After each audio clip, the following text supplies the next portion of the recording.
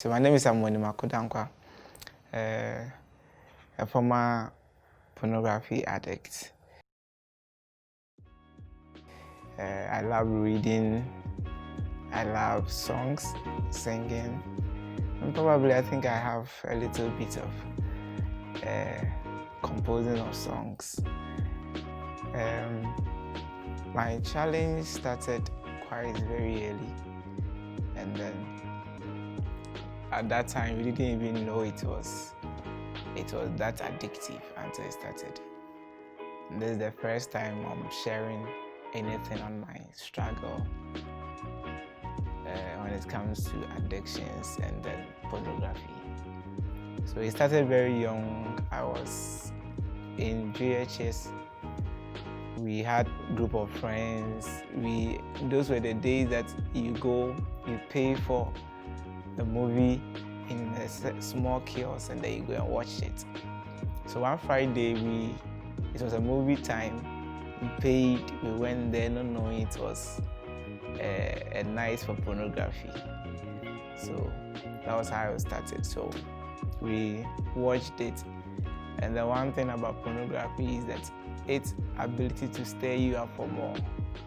So we had friends who were in charge of rentals, who would go there, they would rent the decks out to you. And then we had a group of people. Some were older than us, and then who probably now we might think they should know better. They introduced us to it. So we started watching as a daily basis. And then one thing about it is because you want to experiment on everything that you keep on watching. The more you watch, the more the desire to have an experience of what you are watching. And since we were children, we hardly had, now they would say, girlfriends, and so we had to do it the other way around. And that is when masturbation kicked in. So we watch, and then when you have the urge, you go and do it. When you watch, you have the urge, you go and do it. So it happened that it was going on. Now we weren't going to pay for Friday night pornography, but now we had the disc. There were times that we watched to the extent that we had friends coming over to watch it or coming for the disc to go and watch it.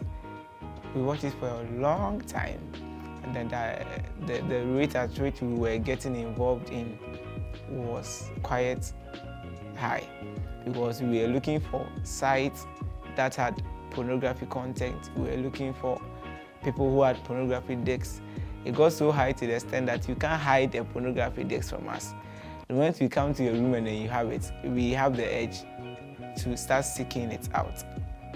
So we did it for some time. It got to a time that we realized, because it was conflicting, we loved God. We wanted to live for God. So when you do it, the guilt that comes with it, you go to church and then it feels that the whole world is crumbling before you, because it was new to us, it was new to our walk with God. So there are times that we can break the whole decks, but by the time you know, we have gone back to get the whole series again. And then the truth is that we were in church, we were praying, we were doing everything that we had to do to show that we are still on the level. But the truth is that all those things were done in church to have that look of Christianity. But inwardly we were dying. Inwardly we needed someone to talk to. Inwardly we wanted an audience to talk to. But the truth is that who are you going to talk to? We are so much afraid of the stigma, the tagging. Oh, you are like this and you are doing this, you're like this, so we had to keep it to ourselves. The help came in, though we didn't discuss it with anyone, but the help came in when we went to SHS. I had a group of juniors who were so much on fire for God, who wanted to do things for God. Before that, I had gotten the opportunity to be in a relationship. And if you had watched this thing and consumed it so much to the extent that you want to experiment, that thing kicked in. So in the relationship, now I'm in a relationship. I've been addicted to pornography. I've been to masturbation. So premarital sex also kicked in. Even when my friends started helping me, we go to prayers, we pray. We had a company of friends who were not into that, who were actually anti-pornography, anti-sex and all that. So they were on fire for God. They loved God, and their passion for God drew me to them. We go on Friday all night on the field, we'll pray. But the truth is, it leaves a lasting effect on your mind. It's so addictive to the extent that if you don't take time, it becomes your daily food that you want to eat.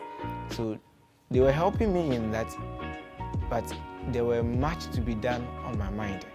Because you'll be praying and you have pictures. That's how addictive it can be. You'll be having pictures of it, the various slides that you have been watching on your mind. You'll be in a prayer group, you'll be in church. I remember I got so high to the extent that, so deep into it to the extent that you go to church and the very curvature of a lady stares you on. That's how addictive it can become. So my friends helped me in SHS, started introducing Pensa to me, started introducing prayers to me. So little by little, we overcame it. But the truth is, if you don't keep to what they introduce you to, as in loving God and wanting to do something for God, that desire always want to creep in. One person said something to me some time ago, and that was when I was battling this right from JHS to SHS. He said something that Satan is not going to test you on something that you have not been addicted to or you have not done before. He's not going to test you on, if you have not stolen money before, you don't have any urge for money, you are not going to be tested on that. If you don't have any urge for sex, you are not going to be tested on that. So always the weaknesses that we are having is what we are going to be tested upon. And then gradually, there were times I will hit the road and then I'll fall again. I'll have to go back, I'll fall again, I'll have to go back, I'll fall again. So it helped. Along the way, we became strong, we became stabilized. My advice to everyone going through this is, get someone to talk to. I tried doing it on my own, I tried breaking decks, I tried everything I had to. But the truth is that I kept on going back to it. Get someone to talk to. Pornography is very addictive. Very addictive. It destroys vision, it destroys your focus, it cuts down on your friends, because you want to stay with the decks, you want to stay in front of the laptop, in front of the television for hours. It wastes your time. So that is my advice. Seek someone to talk to. I believe that now the trends are changing. If you are in church, you can't do that forever. I was in church, I felt very empty. But the truth is, how long are you going to keep on faking it when you can get it real? How long are you going to let people know that I am on fire for God, when inwardly you know that you are dying? I introduce Christ to you. Seek help. Get someone to talk to, someone you can trust to help you. Talk to them about it. It could be your pastor, it could be a friend you can trust with some of these issues. Talk to someone. It can be addictive, it can ruin your life, it can ruin your career, whatever you might think, it can ruin it. talk to someone, set yourself free. Christ can help you. Amen.